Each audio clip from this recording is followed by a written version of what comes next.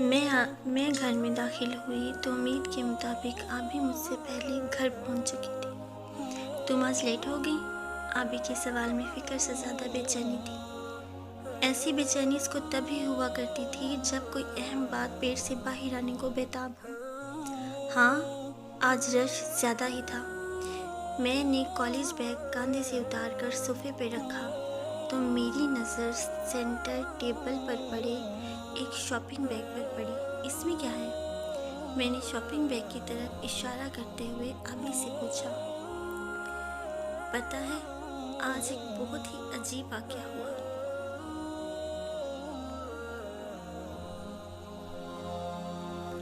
تو مطلب میں صحیح سوچ رہی تھی۔ اپنے اندازے کی درستگی پر بے اختیار میرے لبوں پر مسکراہٹ پھیل گئی۔ کیا ہوا تھا؟ میں نے مسکراتے ہوئے پوچھا۔ آج میں نے یونیورسٹی سے واپس آئی تو دروازے پر ایک بزرگ آئے۔ میں نے دروازہ کھولا تو کہنے لگے کہ اس سپاروں کا سیٹ خرید لو۔ تو تم نے خرید لیا؟ مگر گھر میں تو پہلے ہی قرآن مجید اور سپارے موجود ہیں۔ میں نے شاپنگ بیگ کی طرف دیکھتے ہوئے آبی سے پوچھا۔ اف، پوری بات تو سن لو۔ میں نے بھی یہی کہا کہ ہمیں ضرورت نہیں، مگر ان بزرگ نے پتہ ہے کیا کہا؟ کیا کہا؟ مجھے بھی تھوڑا تجسس ہوا۔ وہ کہنے لگے کہ حکم ہوا ہے کہ جاؤ اور زبیری صاحب کے گھر یہ دے آؤ۔ تو میں اس جواب پر بہت بدمزہ ہوئی تھی، تو پھر میں نے لے لیا۔ اب بابا آئیں گے تو ان کو بتاؤں گی۔ تمہیں کیسے پتا ہے آبی کہ ان بزرگ کو حکم ہی ہوا تھا؟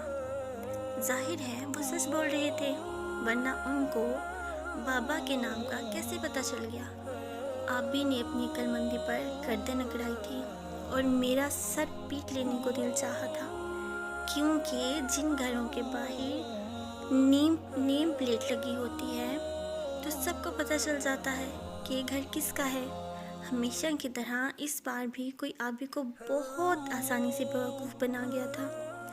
اپنی بیوقوفی کو بھانپ لینے کے بعد آبی میری طرف جن نظروں سے دیکھ رہی تھی اس میں صاف لکھا تھا کہ اب جب بابا اور بھائی کو پتہ چلے گا تو آبی کا خوب مذاق بنایا جائے گا۔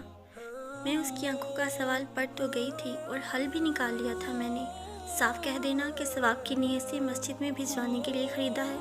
تم نے سپاروں کا یہ سیٹ، اور خبردار جو اس کے پیسے اب بابا سے مانگے تو۔ میں نے مشورے کے ساتھ ہی حکم جاری کر دیا تھا۔ آبی نے میری بات پر سر ہلایا اور شاپنگ بیگ اٹھا کر اندر چلے گئی۔ میں بہت دیر وہیں کھڑی سوچتی رہی کہ ہم لوگ دین کو کبھی روزی روٹی کمانے کے لیے استعمال کرتے ہیں، کبھی اپنی عزت بچانے کے لیے۔ آخر کب تک ہم دین کا سودا کرتے رہیں گے؟ کیسی لگی آپ کو ہماری اسٹوری؟